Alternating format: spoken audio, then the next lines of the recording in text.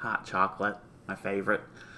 Today I'm answering your questions that you left on comments on YouTube and whatnot. Are you familiar with the term paragame? Basically, it's the term paratext readapted to the game medium. I'm not. I hadn't heard of it until you explained it in your comment. And that doesn't surprise me. I'm not really up on theory. I'm not reading a lot of academic stuff about games or art in general. Everything I do is kind of self-taught and intuitive.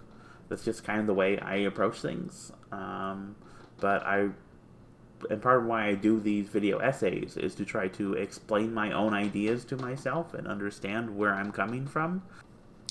Any suggestions on where to find the off-the-beaten-path designers you mention in your videos? How does one discover these designers?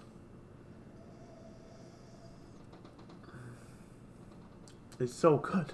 That's a hard question for me to answer because how I discover those designers is by being one of those designers. So I just naturally come into contact with people who think about games kind of like I do and have interesting, weird ideas about games. You know, people who I've met tell me about other designers and their designs. And a lot of that was done kind of through social media back when it was, easier to use and make connections through that. That's not really been the case the last year or so. I will say probably a good place for people to start. Look at Dan Thoreau's site, SpaceBiff.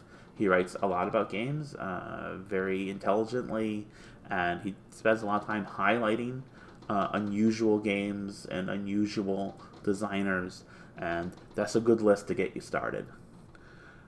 The other question I'm going to answer is one I've gotten frequently, but not in YouTube comments, and that's about my game But Then She Came Back, which just came out.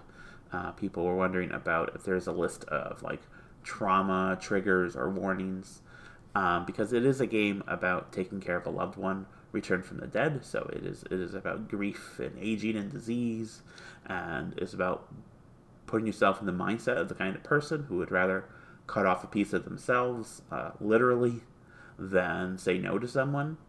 And that can be, very traumatic for someone. But I don't have a list of triggers beyond just that general dynamic, because it isn't a game where there's a card that represents, a dog dying or something. There's not specific events that will set something off. It's just more the general vibe, and you are probably the best judge as to whether or not that vibe is a healthy one for you to engage in your present moment.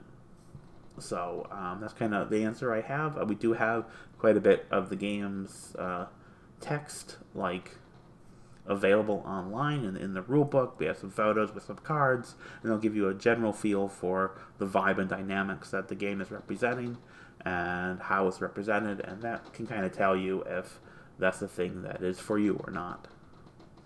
Well, that's all the questions that I have to answer today. If you have more questions, ask them, and I'll do this again.